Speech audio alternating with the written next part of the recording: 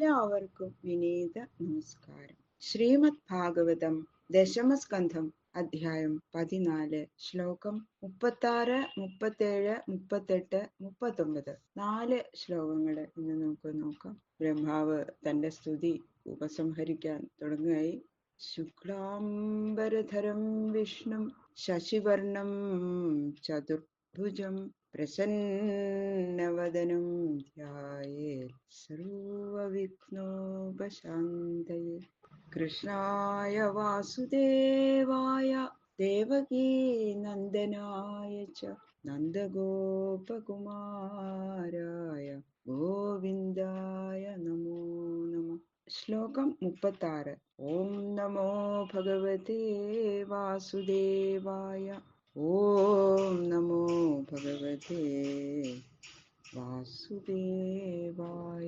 താവത് രാഗാദയസ്തേന താവൽ കാരാഗൃഹം ഗൃഹം താവൻ മോഹോഘ്രിനിഗഡോ യാവത് കൃഷ്ണ നതേ ജനാഃ. രാഗാദി ദോഷങ്ങളൊന്നുമില്ലാത്ത സന്യാസികൾക്ക് കൂടി അങ്ങയെ പ്രാപിക്കുന്നതിനേക്കാൾ മീതെ ഒരു ഫലപ്രാപ്തിയും ഇല്ല. അങ്ങനെയിരിക്കെ രാഗാദി വൃത്തികളോടുകൂടിയിരിക്കുന്ന ഈ വ്രജവാസികൾക്ക് ആ ഫലം തന്നെ എങ്ങനെയാ കൊടുക്കുക എന്ന് അവിടുന്ന് ശങ്കിക്കണ്ടോ? അതൊന്നും ശങ്കിക്കേണ്ട ആവശ്യമില്ല പറയണു.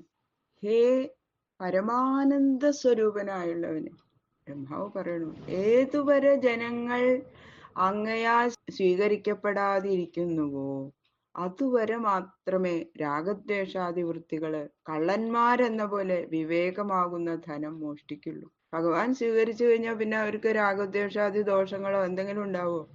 അവർക്ക് വിവേകം മാത്രമേ പിന്നെ ഉണ്ടാവുള്ളൂ. അതാണ് ഭഗവാന്റെ ഭക്തന്മാർക്ക് രാഗദ്വേഷാദി ദോഷങ്ങളൊന്നും ഉണ്ടാവില്ല. ഭഗവാൻ അവരെ സ്നേഹിച്ചു തുടങ്ങിയാൽ പിന്നെ അതുവരെ മാത്രമേ ഗൃഹവും കാരാഗൃഹം എന്ന പോലെ ബന്ധനസ്ഥനായിരിക്കണുള്ളൂ എന്ന്. ഭഗവാന്റെ ഭക്തനായി കഴിഞ്ഞാൽ പിന്നെ ഗൃഹം കാരാഗൃഹം എന്ന പോലെ തോന്നും. ഭക്തന്മാർക്ക് അതുവരെ ഉണ്ടായിരുന്ന അവരുടെ ആ മായ എല്ലാം ആഗ്രഹങ്ങളൊക്കെ അവർക്ക് അടക്കാൻ സാധിക്കും. ഇന്ദ്രിയങ്ങളെയൊക്കെ അടക്കാൻ സാധിക്കും. മോഹം അതുവരെ മാത്രമേ അവരുടെ മോഹം പാദശൃംഖല പോലെ സംസാരത്തിൽ ബന്ധിക്കുള്ളൂ. എപ്പോ നീന്തിരുവടി എന്റെ ഭക്തന്മാരെ എന്റെ എന്ന് ആ സ്വകീയന്മാരായിട്ട് അവരെ സ്വീകരിച്ചുവോ അപ്പോ അവരുടെ രാഗാദിവൃത്തികളൊക്കെയും ഇന്ദിരുവടിയുടെ സേവാർത്ഥമായിട്ട് ഉപയോഗപ്പെടുന്നു. എല്ലാം പിന്നെ ഭഗവാനെല്ലാം അങ്ങോട്ട് സമർപ്പിച്ചാ ചെയ്യുക. എല്ലാ രാഗാദിവൃത്തികളൊക്കെ ഭഗവാനെ സേവിക്കാനാണ് അങ്ങോട്ട് ആക്കി മാറ്റും അവര്. അതുകൊണ്ട് ഏകാന്തത്തിൽ രാഗാദികളെ ഭയപ്പെട്ട് വസിക്കുന്ന സന്യാസികളും ഈ വ്രജവാസികളും വ്രജാംഗനകളും ഒരുപോലെയല്ല. അതാ പറയുന്നത്. അവർക്ക് അവിടെ ഇരുന്നുകൊണ്ട് തന്നെ ഭഗവാനെ ആ സന്യാസിമാരെ പോലെ ജീവിക്കാൻ സാധിക്കും. സന്യാസിമാരോ അവര് ഇവിടെ നാട്ടിലിരുന്നാൽ സാധിക്കില്ല എന്ന് വിചാരിച്ചിട്ട് കാട്ടിൽ പോയിട്ട് തപസ് ചെയ്തിട്ട് ഏകാന്തത്തിൽ ഇരുന്നിട്ടാണ് അവര് തപസ് ചെയ്യുക അല്ലെ. രാഗാദികളെയൊക്കെ ഭയപ്പെട്ട് അവർക്ക് അതിൻ്റെ ഒന്നും ആവശ്യമില്ല. ഭഗവാൻ അവരെ സ്വീകരിച്ചു. ഭഗവാൻ അപ്പൊ അവർക്ക് എവിടെ ഇരുന്നാലും ഭഗവാന്റെ അടുത്തല്ലേ അവര് വസിക്കണത്. രാഗാദി ദോഷങ്ങളൊന്നും അവരെ ബാധിക്കുന്നേ ഇല്ല. പ്രപഞ്ചം നിഷ്പ്രപഞ്ചോപി വിഡംബയസി ഭൂതലേ പ്രപന്ന ജനദാനന്ദ സന്തോഷം പ്രഥിതും പ്രഭോ. ഹേ പ്രഭോ, ഇന്ദിരുവടി എല്ലാം ചെയ്യാൻ സമർത്ഥനാകുന്നു. പ്രപഞ്ചാതീതനായ അങ്ങ് ശരണാഗതന്മാർക്ക് പരമാനന്ദ ആധിക്യം വിസ്തരിച്ച് അനുഭവപ്പെടുത്താൻ വേണ്ടി ഈ പുത്രാതിരൂപേണ ഭൂതലത്തിൽ അവതരിച്ച് പ്രപഞ്ചത്തെ അനുസരിച്ചവൻ എന്ന പോലെ ക്രീഡിക്കണത് അതൊക്കെ സാധാരണയാണ് പറയ ബ്രഹ്മാവ്. ഈ വിഡംബനം ഇവരെ കുറിച്ച് മാത്രമല്ല എല്ലാവരുടെ നേരെയും കാട്ടുന്ന മായാരൂപമായ ഈ പുത്രഭാവ അംഗീകാരം ഇവരുടെ നേരെയും കാട്ടുന്നത് കൊണ്ടും അങ്ങയുടെ കടം തീരുന്നില്ല. അതാണ് പറയണത്. എല്ലാവരും ഇപ്പൊ ഞാൻ ഈ പുത്രഭാവത്തില് വന്നിട്ട് അവതരിച്ചത് ഇവരെ സന്തോഷിപ്പിക്കാൻ ഇവരിൽ അതിപ്രേമുള്ളത് കൊണ്ടാണെന്ന് അങ്ങ് പറയണ്ടെങ്കിൽ അത് ശരിയല്ലാന്ന്. അതാ ബ്രഹ്മാവ് പറയണത്.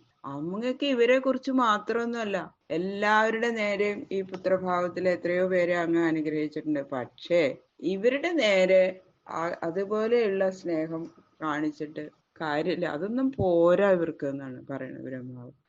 എത്രയും എന്ത് കാണിച്ചാലും അത് അങ്ങേക്ക് അവരോടുള്ള കടം തീരില്ലേ ഭഗവാനെ എന്ന് പറയുന്നു. പിന്നെ പറയുന്നു, ജാനന്തയേവ ജാനന്തു കിം ബഹുക്ത്യാ നമേ പ്രഭോ മനസോ വപുഷോ വാചോ വൈഭവം തവ ഗോചര.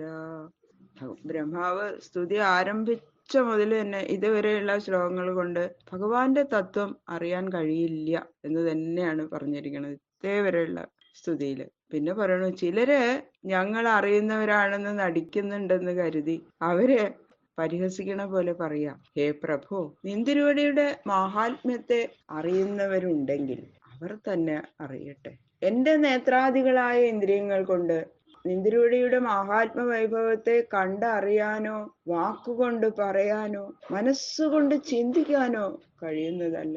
വേദഗർഭനായ എന്റെ ത്രിവിധ കരണങ്ങൾക്കും വിഷയമല്ലാത്ത അങ്ങയുടെ വൈഭവത്തെ ഞങ്ങൾ അറിഞ്ഞിരിക്കുന്നു എന്ന് നടിക്കുന്നവരുണ്ടെങ്കിൽ അവരുടെ അഭിമാനാധിക്യത്തെക്കുറിച്ച് വിസ്തരിച്ച് പറഞ്ഞതുകൊണ്ട് യാതൊരു ഫലവും. അതുകൊണ്ട് അതിനെക്കുറിച്ചൊന്നും ഞാൻ പറയണില്ല എന്നാണ് ബ്രഹ്മാവ് പറയുന്നത്.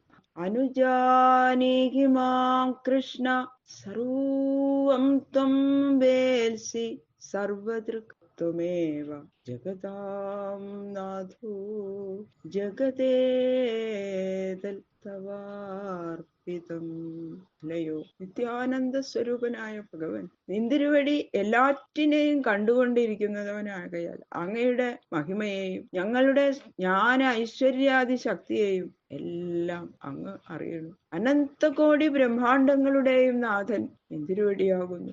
എന്റേതെന്ന് അഭിമാനിച്ചു കൊണ്ടിരുന്ന ഈ ലോകത്തെയും ഈ ശരീരത്തെയും അങ്ങയ്ക്കായിക്കൊണ്ട് ഞാൻ സമർപ്പിക്കുന്നു. ഈ ദേഹം കൊണ്ട് ചെയ്യുന്നതെല്ലാം നിന്തിരുവടിയുടെ പ്രീതിക്കായി ഭവിക്കണം എന്നാണ് ബ്രഹ്മാവ് പറയുന്നത്. എന്നെ ആജ്ഞാപിച്ചാലും നിന്തിരുവടിയുടെ കിങ്കരനായിരിക്കുന്ന എന്റെ അപരാധം ക്ഷമിച്ച് എന്റെ അധികാര പരിപാലനത്തിനോ ഈ ഗോകുലത്തിൽ ഏതെങ്കിലും ഒരു ജീവിയായി ജനിക്കാനോ ഏതെങ്കിലും ഒന്നിൽ എന്നെ ഏർപ്പെടുത്താൻ ഇഷ്ടമോ അതിനായിട്ട് നിയോഗിച്ചാലും സർവേശ്വരൻ എന്നുള്ള അഭിമാനം തീരെ ഉപേക്ഷിച്ച് നിന്തിരുവടിയുടെ ദാസനാണ് ഞാൻ എന്നുള്ള ആന്തര വിചാരം ഇങ്ങനെ ബ്രഹ്മാവ് ഭഗവാനോട് പറഞ്ഞ് അറിയിച്ചു. അടുത്ത ഒരു ശ്ലോകത്തോട് കൂടിയിട്ട് ബ്രഹ്മാവ് ഈ സ്തുതി ഉപസംഹരിക്കുകയാണ്.